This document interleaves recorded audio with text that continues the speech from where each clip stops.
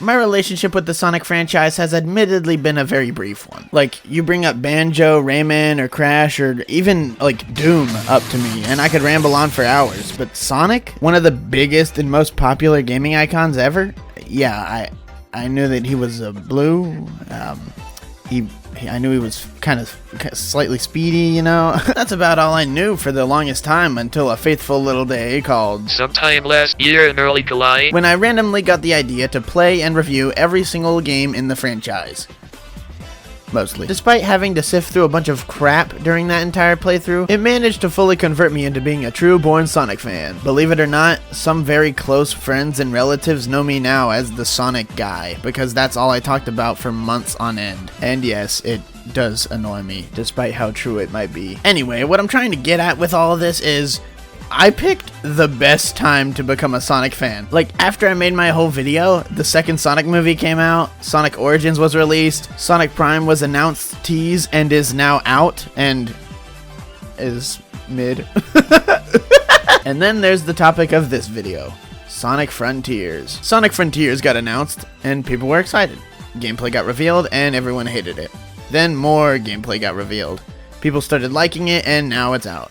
Everyone knows the story. As for me? Well, I was kind of on the outskirts of this whole thing. I saw the new gameplay stuff when it got revealed, but I didn't really make my opinions public online. In my friend group, it was a whole different story. I would not shut up about how bad the game looked, but online, I was pretty silent about the whole thing. Spoiler alert, I thought the game looked terrible. I was terrified when I saw the original gameplay reveal. It looked horrendous. Sonic had no sense of momentum, the animations looked borderline unfinished, and the open world looked empty and bland. It was a train wreck, but like everyone else, I started to get more and more excited for the game. And now it's out. Well, it's been out for how, like a couple, like 5 months. The game was welcomed with lukewarm critic reviews, but glowing reviews from people who actually enjoy video games. I mean, one of my friends who's obsessed with Sonic said to me, why am I reading like this?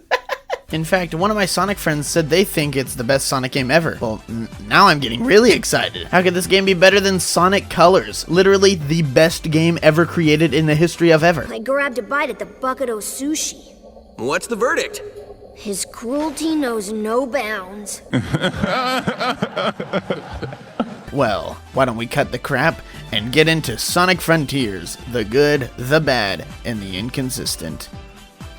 Or whatever I decide to call this video. Sonic Frontiers opens with Sonic, Tails, and Amy flying the tornado to the Starfall Islands, because Tails started getting readings that the Chaos Emeralds were getting drawn to that location. The flight is going smoothly until they start experiencing some turbulence caused by Some kind of atmospheric charge. whatever that means. The gang then gets sucked up into a big purple portal thing, scattering the three into cyberspace. After Sonic escapes, he wakes up all alone on the island Kronos. He then hears a mysterious voice from the sky. Find the Chaos Emeralds. Destroy the Titans. Tear down the walls between dimensions. It says. Sonic takes that as her saying he can save his friends. So he sets out to find and save his friends, defeat all of these quote-unquote Titans, and figure out just what's going on. Meanwhile, Eggman accidentally awakens the tech of the ancients, causing these weird-looking robot dudes to appear and surround him. He then gets sucked into his own portal and trapped in cyberspace, like Tails and Amy. Meanwhile, Knuckles gets transported there by something he found in Angel Island, and this part is just conveyed in a little short they put on YouTube instead of in the actual game, which is stupid and dumb, but whatever. I love this game's story. As of late, the stories in Sonic games have either gotten really simple and stale or just non-existent. I'd probably say the last game to have an actual story with real stakes would be Unleashed. The story in Unleashed had extremely high stakes that I feel have yet to be matched by any other Sonic story. Colors had a slightly engaging story, I think, but the writing was much more like a Saturday morning cartoon than a story about an entire alien race getting enslaved by a tyrannical egomaniac should have been. Generations and Forces both had interesting concepts and premises, but the execution was pretty bad in both games. Lost World just had an all-around awful plot. It literally made no sense, and things just happened at random. Mania was just retreading old material and putting a semi-unique take on it, and Boom had amazing potential, but sadly got shafted by corporate meddling and tight time crunches. Sonic Frontiers feels like it's the first Sonic game in about a decade that feels as though it has a story to tell, something to say, and characters to develop. Seems like the story has lived up to the hype. What about the gameplay? I've heard some pretty great things about it. I've seen some people say it's like they took the best parts of the adventure style and boost style gameplay and mashed them all together. That means this must be good, right? Right? Well, yes and no. It's both good and bad, but it never manages to be great. What I'm trying to say is that the gameplay of this game is super hit and miss most of the time. Sonic Frontiers, unlike every other Sonic game, is open world, though it still has the linear boost style levels of Unleashed, Colors, and Generations, dubbed Cyberspace. Sonic controls drastically different in the open world than he does in the Cyberspace levels. Because of this, I'll be talking about them separately, because believe it or not, there are some weird differences. Open world Sonic actually controls perfectly serviceable. Cyberspace Sonic, on the other hand, it's much more stripped down, bare bones, and terrible, and I'll be talking about him first. Cyberspace Sonic is super simple. He runs, jumps, homing attacks, and boosts. Exactly like what you'd expect, but what you don't know is that it sucks. It's genuinely awful to play. I'd even go as far to say Sonic Enforces felt better than this. What makes it feel so terrible is how Sonic's momentum works. It does not. Sonic has momentum, like it exists. It's just not as pronounced as it should be, nor does it work the way it should. When you start to run, he slightly starts to speed up, which is good. But after a couple of seconds, you realize that he's not speeding up anymore, and he's not moving very fast at all. So to remedy this, you tap the boost, and oh, he just stopped. Like immediately after the boost, he stops on a dime. This should not work like this. If you press the boost button and let go of the stick, Sonic comes to a screeching stop. If you do the same thing in, let's say, Sonic Generations, Sonic doesn't stop after letting go of either button. He keeps going until he slows down. In any other game franchise, Generations' control scheme would be inferior to Frontiers' control scheme, but Sonic is all about momentum. He's not supposed to have a fixed speed cap. He's not supposed to stop on a dime. He's not supposed to speed up when you hit a boost pad and then slow back down afterwards. Like, it feels like he has a speed cap. Like, why? Like, you'll hit a boost and you'll go and then you'll slow down without anything halting your speed. It doesn't make any sense. Sonic isn't supposed to have snappy movement and controls. He's supposed to have gradual momentum. Sonic Team seems to have forgotten this, and it just leaves me baffled. When Sonic has snappy movements, he doesn't feel nice. It's just the way he works. It's hard to explain, but it just feels unfinished. Not to mention how in this game, the boost feels more like a run button than anything. Like, if you hold the button down, Sonic won't move. He only moves once you move the stick. It also regenerates automatically, like a stamina gauge. Why? Remember in old Sonic games when he'd have the boost, you'd have to refill it? Like if you used all of it up, you wouldn't have any more, and you'd have to grab rings or grab wisps or whatever and refill it because it was like your punishment for using it all. Here, you just get it back immediately after, so you can just use it again. It doesn't make any sense. In fact, it looks a lot like the stamina gauge from Breath of the Wild. Shameless comparison to Breath of the Wild aside, it doesn't feel like a boost at all. When you aren't boosting, Sonic moves at a snail's pace, at least compared to how fast he can go. After boosting, the boost gauge regenerates automatically, and when holding the button down, Sonic doesn't move. Am I the only one seeing this? This can't be unintentional. They designed it as a run button. Why? I honestly don't understand this decision. There are so many bad things here that just don't need to be bad. Kind of like the jump. Jumping is not fun, like at all, which is a pretty bad thing in a platformer where you jump on platforms the whole time. The reason the jump is so bad is because it's way too floaty. Like, you'll be running through a level, having about as much fun as you can get from a Sonic that feels like his legs have been broken 4 times over, then you'll jump and you'll lose all of your speed. I'm noticing that's a common thing in modern Sonic games. You just jump and you lose all of your speed for some reason. Why? It doesn't make any sense. Oh, God.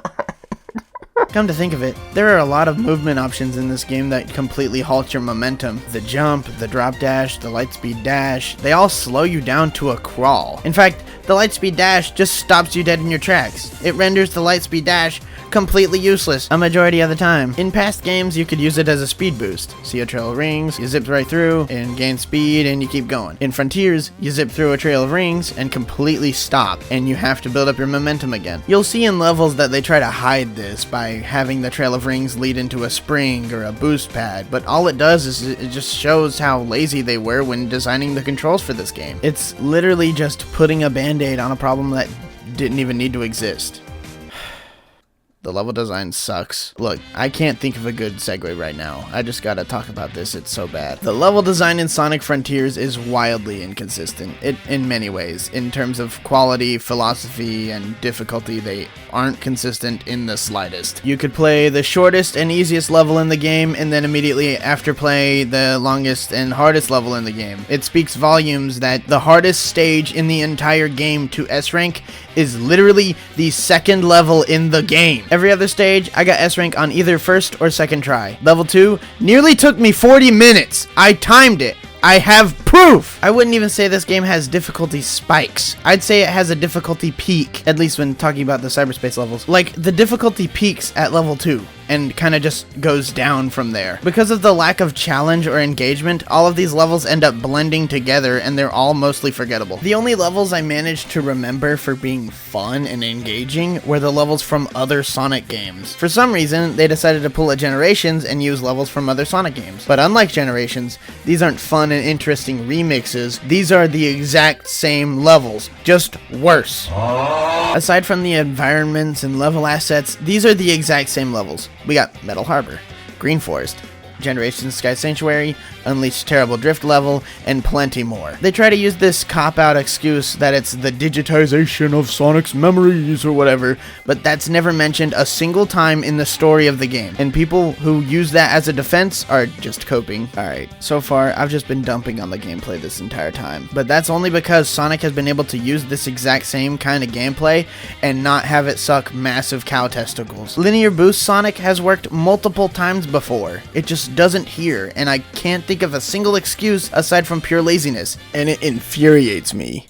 Now that I've effectively let all this negative energy out of my system, how about some positives? Despite it being a whole new type of gameplay for them, Open World Sonic is easily the most fun this game can get, though it never manages to rise above being slightly decent. The open world was obviously the part of this game that Sega put all their marbles into. Sonic has the exact same moveset as he does in Cyberspace, but it functions far differently. First of all, it's entirely customizable. You can change Sonic's overall running speed, his turning speed, his speed after boosting, his initial boost speed, his turning speed while boosting, and definitely more that I don't remember and don't care enough to look at. This is a great idea that I honestly never would have thought of. It makes it so literally anybody can play. You can boost up the parts of Sonic you like and lower the parts you don't. It's genius. Too bad you can't customize Cyberspace Sonic's controls. That would have been cool, but whatever, guess not. Oh well, too bad. For open world Sonic, the whole momentum thing still rings true. The jump still slows you down, the drop dash barely works, the lightspeed dash is literally always useless. The biggest problem I have with open world Sonic is something you probably wouldn't expect. It's the hit detection. Sonic constantly feels like he's glued to the ground, which makes it nearly impossible to use anything as some sort of ramp to launch yourself and gain speed. The only way to do so properly is by glitching the game and making it think you're going faster than you actually are, which causes it to shoot you off of the tiniest pebble, allowing you to use the kinda cool trick system they implemented. The fact that I have to somehow trick your game into making me fly off of a ramp properly really goes to show how poorly you designed the momentum in your momentum-based platformer. What makes open world Sonic truly shine, though, is the combat. The combat is actually a lot of fun. At the start of the game, the combat is gonna feel very bland and boring, but as you play along and collect these little level up crystals, you unlock new moves and combos from the skill tree. Once you unlock some of these moves and abilities, the combat becomes a lot of fun. It's super easy and button mashy, but it's still fun. The combat is initiated with the homing attack. After the homing attack, you can begin a combo. The combos are actually extremely easy to pull off, especially with the auto combo thing you unlock with the skill tree. But what makes them so much fun is that they look really cool. Like, they are so flashy and they're really cool. Like, look at some of these attacks. They are so easy to initiate and spam, but it sure does make you feel cool. So, you know, that's something. And thus concludes the positives about the open world gameplay. I'm sorry, I really am. I truly wish I liked the gameplay of the open worlds more, but I can't. At first, I actually enjoyed it quite a bit. I was having a blast running around this big grassy field, collecting memory tokens, goofy gears, and my enemy's house keys, but after completing the first island and getting to the second one, I slowly started to realize that this is the whole game. Each island follows the exact same formula. Grab gears so you can grab keys, so you can grab chaos emeralds, so you can go fight the titan of that island. Every single island is like this, apart from one, but it basically functions as one long cutscene with tiny bits of gameplay in between. The formula never changes, and it just becomes monotonous and boring. I struggled to ever find the motivation to explore and collect things, because I knew that on the very next island, I'd have to start from scratch and do it all over again. It definitely didn't help that the design of the open world itself is pretty bad. The open worlds feel really bland and boring, just as I expected. There is so little to do on these. Aside from collecting the tokens, keys, and gears, there are really bland puzzles to solve, cyberspace levels to play, randomly assorted grind rails and boost pads for you to play on, and mediocre boss fights to fight. Granted, that sounds like a lot, until you realize that this is an open world game. These levels are massive. This isn't Banjo-Kazooie where you can put a couple of shiny things around and tell people to grab them and then have that be the only form of entertainment. This is an open world game. These areas are massive. You're gonna need a lot more than just things to grab and enemies to fight. I'm really sorry about this, but it really does make me think of Breath of the Wild. Like, in Breath of the Wild, you have things to grab, enemies to fight, sure, but you also have the dungeons to do, NPCs to talk to, food to craft, clothes you can get, weapons you can craft, villages you can explore, and you can even explore Ganon's castle. There's so much going on in that game, and the world is twice as big as all of the worlds in this game combined, yet it still feels more fulfilling to explore that than explore these. The majority of the very little enjoyment I got from running around these worlds was from goofing around on these randomly assorted platforms and grind rails that are just floating around. Side note, why do all these things look exactly the same? They all have this black with weird green polka dot-esque style highlights, and it just looks awful. Like, they just ruin any sort of immersion you might get. All they do is remind you that this is in fact a video game, and the pop-in definitely doesn't help with that. The fact that these things just float around doesn't bother me all that much. Floating grind rails in the sky definitely look weird, but they've always existed in this universe. We've just never seen them from these angles. What bothers me is the fact that they all look identical, and it's clear this is like this because of pure laziness. There is absolutely no reason for them to shamelessly use the exact same assets for all 5 islands. They could have, and should have, used unique assets that fit into the biome of that specific island. Like, maybe for Kronos, Rhea, and Aranos, the platforms could have been stone structures covered in moss, and the grind rails could have been some sort of vine or something. Like, at least make them green to fit into the scenery, for Christ's sake. You know, just, like, make them match the scenery instead of making them bland, lifeless platforms that all look the same. The fact that all of these platforms look exactly the same also makes it really easy to get lost. You know how games with open worlds kind of like sprinkle the level with landmarks so you can find your way around and not get lost? Well, Sonic Frontiers has those, about 3 per island. They aren't really big and hard to see from a distance, but they are there. They have these 3 or 4 recognizable landmarks that do sort of help you tell where you're going, but the maps are 5 football fields long. If you have levels that are this big, you're gonna need a little more than a big robot, a cool tower, or... You know what? I can't even think of any other ones. The big field of flowers on the last island, does that count? Doesn't matter. All that matters is that it's way too easy to get lost in this game. The first 2 islands are actually fine. Kronos is definitely better than Eris, but they're both alright. Chaos Island? Oh my god. Chaos Island sucks. It has the worst Titan, it has the worst cyberspace levels, it has the worst minigame. It's all around awful. Not to mention the island itself is designed terribly. Kronos and Eris consisted of one massive island to explore with maybe a couple of smaller islands on the sidelines containing secrets or big fishing minigame or something. Chaos Island is made up of 1, 2, 3, 9 disconnected islands that aren't connected by bridges. No. That'd make too much sense. Instead, you'll have to ride the long, confusing strings of grind rails that wrap all around all 9 of the islands in order to find your way around. Yeah, Chaos Island is definitely my least favorite island in terms of actual traversal. When I got to Chaos Island, I genuinely contemplated quitting the game. I did not want to keep playing, but I stuck it through because of one thing and one thing only: the Titan fights. Sonic Frontiers has boss fights and Titan fights. The boss fights are all fine. They mostly just consist of memorizing patterns, finding the gap in said pattern, and wailing on the boss in said gap. It's alright and moderately entertaining, but a majority of them are kinda lame. What truly shines in this game are the Titan fights. These are all fantastic, and were the main thing motivating me to actually progress through the game. I love the way they do these. Because Sonic is too frail and weak to fight those things on his own, he needs the Chaos Emeralds to become Super Sonic, and you spend your time exploring the open worlds gathering all the Chaos Emeralds. Except for one. The last Chaos Emerald is always being held by the Titan, so before you fight the Titan, you must first scale it, so you can grab the Chaos Emerald it's holding. And once you finally do,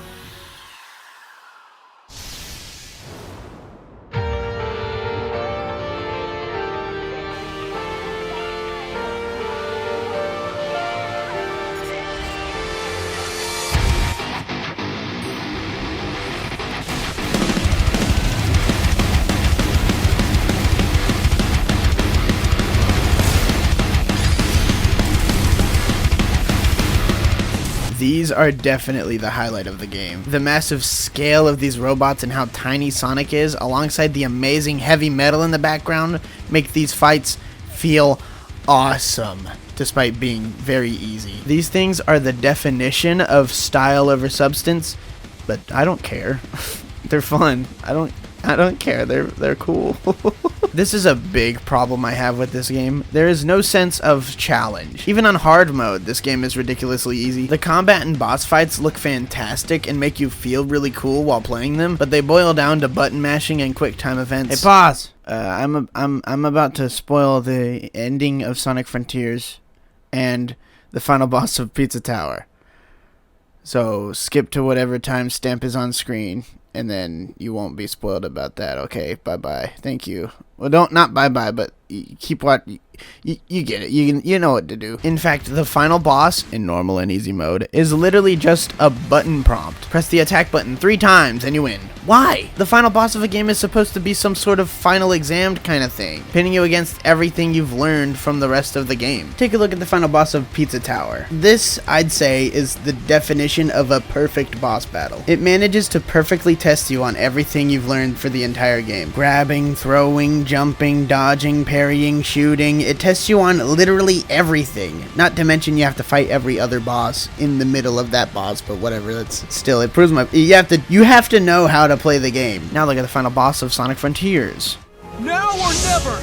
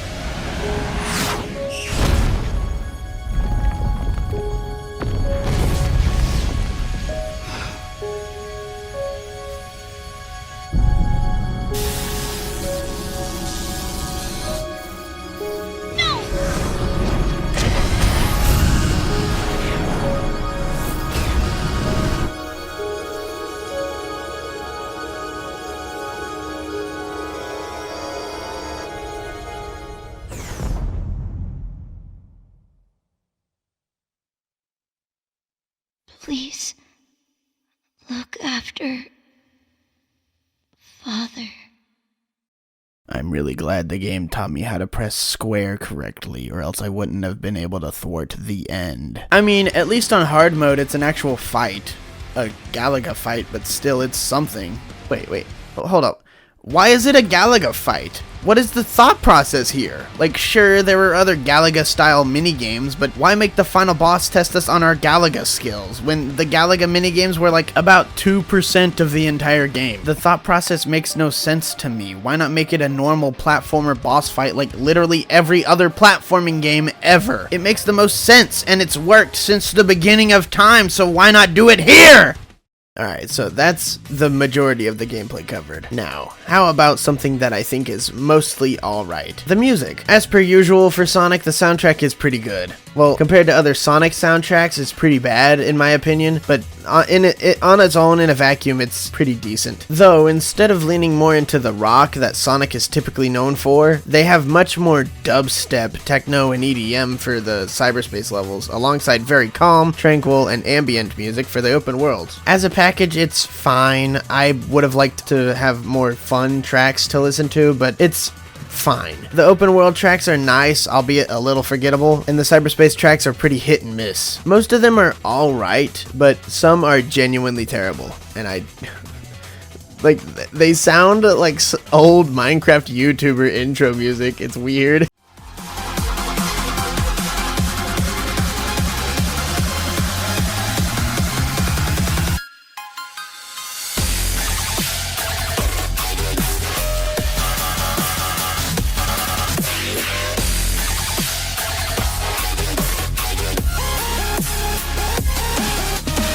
I also can't remember a single one, like at all. They're all so samey, which makes them all blend together. I can't for the life of me tell you which track played in which level, because they all sound exactly the same. Some have lyrics, but that's about the only difference. It's honestly pretty disappointing compared to other Sonic games because of how amazing Sonic music has been in the past, but I guess, like, in a vacuum it's serviceable, like it works. But the place where the soundtrack truly shines is in the Titan themes. As a whole, the game's soundtrack is pretty chill and serves its purpose well, but once Sonic gets all 7 Chaos Emeralds, things hit the fan. In a good way. These tracks are fantastic. Each Titan fight has its own unique theme. Though some are better than others, they're all great. For the first time in about 17 years, Sonic is dabbling in heavy metal, grunge rock, and even a bit of screamo. And it rocks! The days of almost dead, almost dead, almost into the world are back. And it's awesome! I never realized how much I missed those days.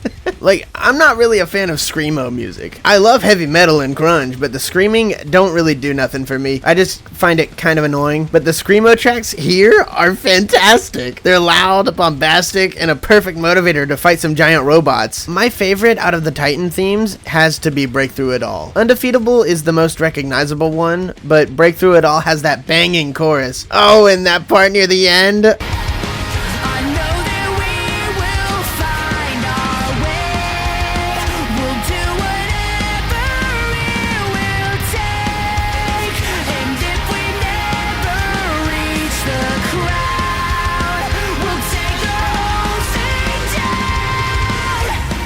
It's chef kiss worthy. It's so good. Find Your Flame is alright, but I think it's too similar to Infinite's theme from Forces, and thus I compare the two directly all the time and just like Infinite's more, so I just listen to that one instead. And I'm Here, I don't like it that much. It sounds like the vocalist is fighting a strep throat or something the entire time. It doesn't sound good to me. I'm here, reaching for across the new frontiers. This is far I can get. But out of the entire soundtrack, my favorite has to be Vandalized by 1OK Rock. And it doesn't even appear in the game! It's honestly kind of disappointing that out of this game's entire soundtrack, only a set few songs actually stand out and are memorable to me. I mean, it's better than Boom. Yeah, that's the best I got. I can understand how and why you'd like this soundtrack like more than some other games in the past, but I just don't. It's not my thing. I prefer rock over techno, so it's just, you know, biased. At least I'm honest about my biases, unlike most people who review things, so, you know, that's one thing. Thumbs up!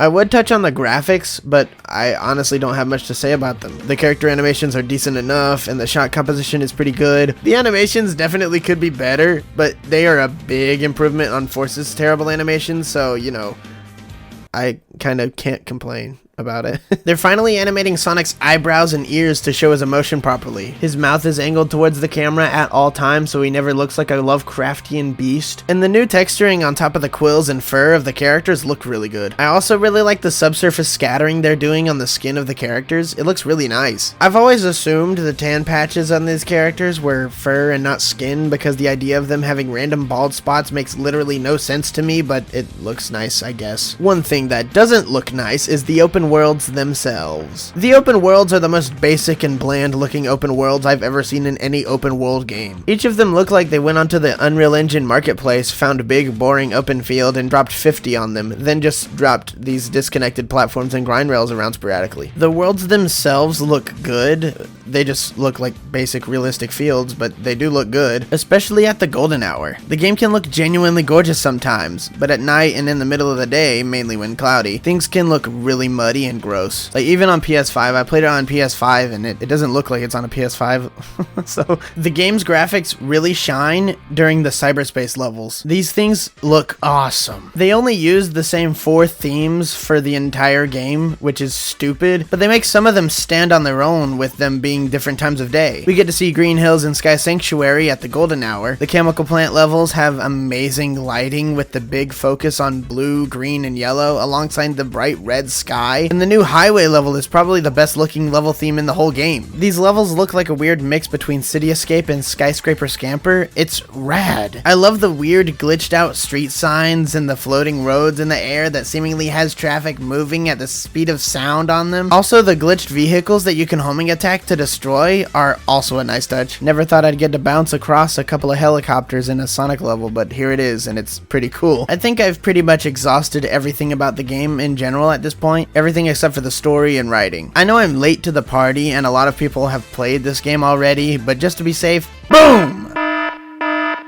Spoiler warning. From here until whatever timestamp is on the screen, I will be covering the entire story and deeply critiquing it because this one is a doozy. This is definitely a nice change of pace because this is the first Sonic game in decades where the plot can't be summarized in a few sentences. So I've stated the general premise of the game. Sonic is lost in a mysterious land and he's got to save his friends and leave. Simple. But there's a little more to it than that. This game actually serves as sort of a origin story for Chaos and the Chaos Emeralds. We learn who they came from, who had them before Sonic knew about them, and why they're all being held in these weird container things. Before getting too deep into the actual plot itself, I feel like I should explain how it's structured, because it's pretty strange. So, while playing the game, you're giving these tasks, which is pretty standard for these kind of games, but every single one boils down to go talk to Amy, go talk to Tails, and go talk to Knuckles, go talk to Sage. You get the deal. When you talk to these characters, you're given a little cutscene where the characters stand around and talk, and then you do it all again. This is super monotonous and a very lazy and lame way to structure your story, but it doesn't bother me because these interactions are really good. Each character has a little mini character arc they go through over the course of their corresponding island. Amy has an arc about self-love and not focusing all of her love on one single person. Knuckles has an arc about moving on from the past and not blaming himself for his ancestors' faults, and Tails has an arc about becoming his own person and being more courageous. Usually, I don't like Tails, but Tails' character writing has to be my favorite in terms of the main group. Sage definitely has the most well-written one, but out of the main trio, Tails has the best one. Tails has already had a character arc similar to this in the past, but I feel it's done way better here. It's similar to the thing they did with him in Adventure and Lost World, but here I think it's pulled off nearly perfectly. It perfectly encapsulates Tails' inner turmoil of always being second place to Sonic, and the way he overcomes this is really well written and pretty captivating. You're free to go your own way.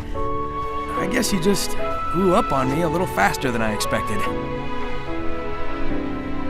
Are you saying I outpaced you? Yeah, don't push it. It's gonna take some getting used to, but here's to you reaching new heights, partner.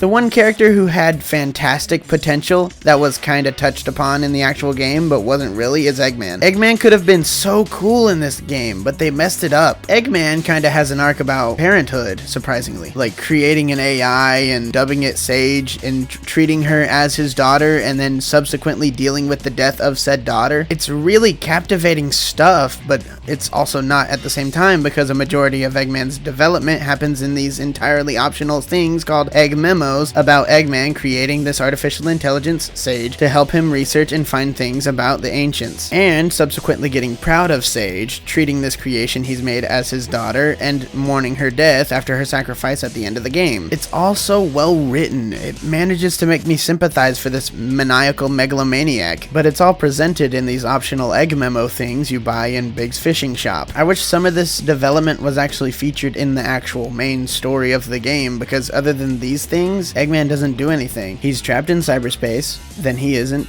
then he helps Sonic, and they save the day. Such a waste of potential. This game is full of that. There's so much cool crap they could have done here, but there just isn't any. The game's climax is cool in and of itself. Sonic and Sage team up and fly into space to fight the end. Sage then sacrifices herself in an act of heroism and goes out in a blaze of glory. It's cool and really well done. And ending on the slow panning shot of Eggman mourning the death of Sage was a brilliant bittersweet way to cap off this adventure. But there were things I wanted them to do that they just didn't. Like, rumors were going around about a sort of hypersonic that was gonna happen in the climax, but nope, not a thing. There's a part where Sonic literally dies, and I'm actually tearing up at this point because you're just watching Sonic slowly die due to this digitized infection he has. Then Tails, Knuckles, and Amy gather around and hold hands and sing Kumbaya, and then he comes back to life in the exact same scene. What was the point? It just completely squanders my expectations. Like, maybe they could have had us play as Amy, Tails, or Knuckles on the last island and collect Sonic's memory tokens to bring him back or something. At least do something interesting with it, or something at all. They just sing. They don't sing in the game, though, but they hold hands, and then he just comes back. What the heck? Oh, this game has so much wasted potential. The story as a whole is really good, and the ending really makes up for this lackluster segment of the game, but it still irritates me because they squandered such a cool little moment. Alright, I think I've talked about most everything that I wanted to. I know I missed some things, but that's bound to happen with a game of this size and magnitude. It's way too big for me to talk about everything, but even still, if I did talk about everything, the video would just be me repeating the same opinion over and over, because the majority of this game just isn't that great. And I'm surprised so many people say this is like a really good Sonic game, because I just don't see it. This game just struck me as super middle of the road. If this is really the direction the franchise is headed in, then they need to refine this formula. I think they've laid the groundwork for something phenomenal, but in my opinion, they didn't succeed with this one. I feel if they removed the linear levels as a whole and focus entirely on the open world aspect, liven up the world by a ton, make Sonic actually feel fun to play as, and not reject really cool ideas for absolutely stupid reasons, they could have something legitimately beautiful. But as of now, this game is just extremely mediocre. A lot of good, but a whole lot more bad. I really do hope the next time they try this, they manage to succeed, because an open world Sonic game is just too cool of an idea to never try again. But I guess the future of this franchise is still up in the air, because they're making a new 2D game instead of continuing this formula, so I don't know what, I'm not sure what they're planning. Who knows what Sonic Team is doing? I don't think they know what they're doing.